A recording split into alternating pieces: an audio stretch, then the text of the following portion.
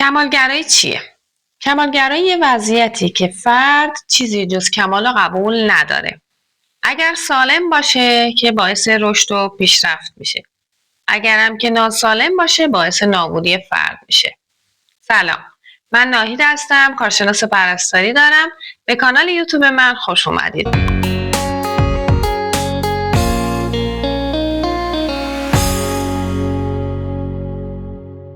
ممنونم که از کانالم حمایت میکنید، سابسکرایب میکنید و برای دوستانتون ارسال میکنید. لطفاً زنگوله کنارش هم بزنید که ویدیوی بعدی از دست ندید. امروز میخوام در مورد کمالگرایی و تأثیر اون بر تربیت فرزندان با شما صحبت بکنم. که افراد کمالگرا چه رفتارهایی دارن و روی فرزندانشون چه تأثیرایی میتونن داشته باشن. افراد کمالگرا میان برای خودشون یه استاندارد خیلی بالای غیر واقعی مشخص میکنن. خودشون تحت فشار قرار میدن که به اون استاندارد برسن. اگرم به اون استاندارد نرسیدن، فکر میکنن که به اندازه کافی خوب نبودن. کمالگرایی همیشه باعث پیشرفت و رشد نمیشه.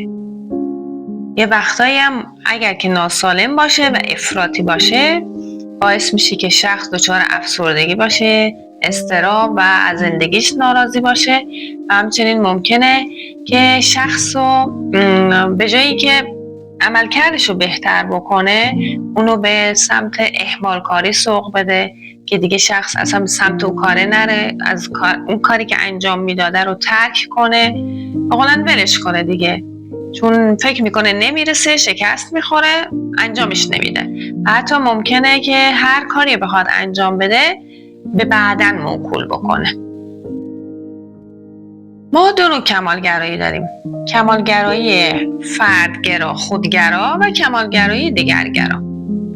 کمالگرایی فردگرا یعنی که هر کسی برای خودش، مثلا من برای خودم یه استاندارد خیلی بالای غیر واقعی مشخص میکنم، خودم رو تحت فشار قرار میدم که به اون استاندارد برسم. کمالگرایی دگرگرا اینجوری فکر میکنه که من کاملم، دیگران ناقصن، یه استانداردهایی میذاره برای دیگران. حالا دیگران میتونه فرزندش باشه، همسرش باشه، همکارش باشه، اگر که مدیر مسئول به زیر دستاش باشه. استاندارد برای اونا مشخص میکنه، یعنی این کمالگرایی رو به بیرون به قولن انتقال میده. حالا ببینیم افراد کمالگرا، والدین کمالگرا چه خصوصیاتی دارن، چه رفتارهایی دارن. افراد کمالگرا والدینی هستن، این والدین مدام خودشونو سرزنش میکنن و از خودشون انتقاد میکنن. انتظار دارن که فرزندشون موفق بشه، اگر نشد خودشونو سرزنش میکنن. فرزندشون رو تحت فشار قرار میدن که بی‌عیب و نقص باشه. اگه فرزندشون شکست بخوره یا یه اشتباهی بکنه، بسیار خشمگین و ناراحت میشن. اگه فرزندشون یه کاری انجام بده که به روش اونا نباشه، بازم ناراحت میشن. به جایی که بیشتر از فرزندشون تعریف کنن، از اون انتقاد میکنن. خودشونو با دیگر والدین مقایسه میکنن و فکر میکنن که کمکاری کردن. و اینقدر انتظار دارن از فرزندانشون، انتظارات بسیار بالایی دارن که خونسردی خودشون رو از دست میدن، دچار اضطراب میشن. این افراد، این والدین کمالگرا ارزش خودشون رو به موفقیت‌های فرزندشون وابسته میدونن و میان که فرزنداشون تحت فشار قرار میدن که به آرزوهای خودشون برسن. مثلا میخواسته پزشک بشه، نشده، الان تمام تلاششو میکنه که فرزندش پزشک بشه. بله، فرزندش هم پزشک میشه، چون به خاطر والدینش که تحت فشارش گذاشتن. بعد میره تو کار پزشکی، میبینه اصلا علاقه نداره. یه پزشک ناموفق، پزشک افسرده میشه. اینا خصوصیات افراد والدین کمالگرا هستن. حالا ببینیم این والدین کمالگرا رفتاری که میکنن چه تأثیری رو فرزندانشون دارن. فرزندان این افراد والدین کمالگرا همیشه فکر میکنن که باید کامل باشن، بدون عیب و نقص باشن، یعنی این پیغام رو دریافت کردن. حتی ممکنه برای که نمره عالی در مدرسه بگیرن حتی تقلب بکنن و با خودشون فکر میکنن که والدین من برای موفقیت هم ارزش بیشتری قائلن تا برای صادق بودن من. والدین این فرزندان این والدین به خاطر که میخوان تلاش کنن به کمال برسن، به بهترین ها برسن و نمیتونن، ممکنه شکست بخورن، دچار افسردگی میشن، دچار اضطراب میشن و ممکنه به خودشون آسیب بزنن. کمالگرایی به بچه‌ها کمک نمیکنه که عملکرد بهتری داشته باشن، بلکه اونا رو به سمت اهمالکاری سوق میده، به سمت این سوق میده که اون کاری که میخواستن انجام بدن دیگه ولش کنن، دیگه انجام ندن. اینم از اثرات منفی. حالا چیکار کنیم که والدین کمالگرایی نباشیم؟ یعنی چه چیزایی درون خودمون، چه کارا، چه رفتارهایی تغییر بدیم و چه کارهایی انجام بدیم که کمالگرا نباشیم؟ اولی این که ببخشید جلوی زبونتون رو بگیرید.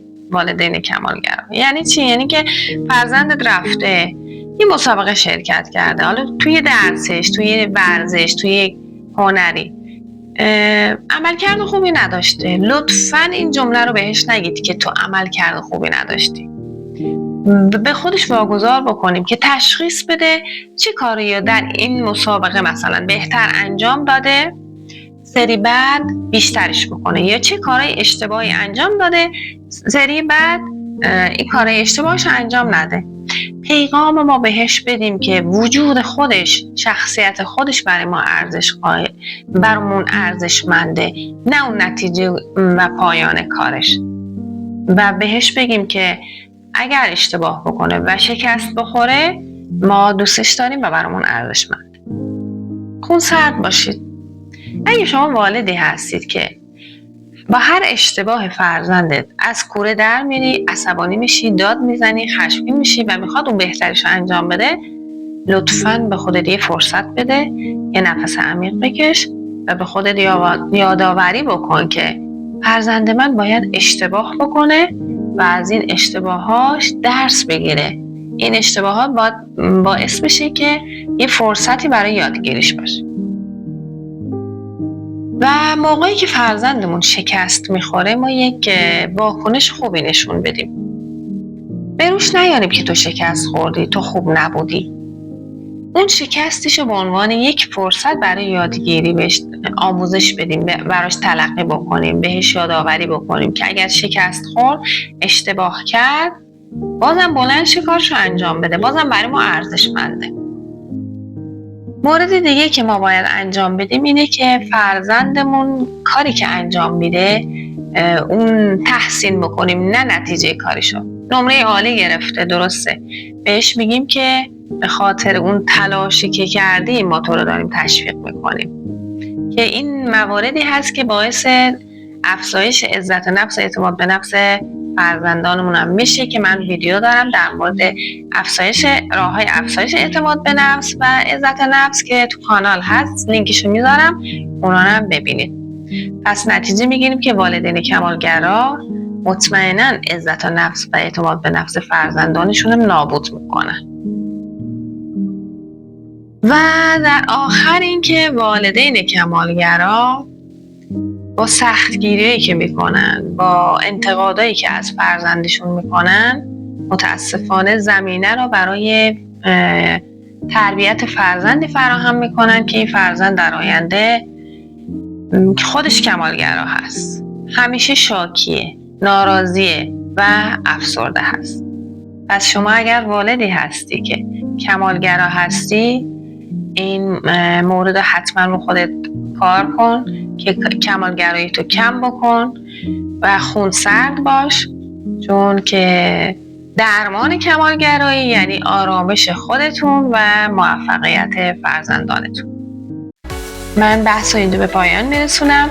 امیدوارم که این ویدیو مورد توجه شما قرار بگیره. ممنونم که از کانال حمایت میکنید، سابسکرایب میکنید و برای دوستانتون ارسال میکنید. تا ویدیوی بعدی، خدا نگهدار.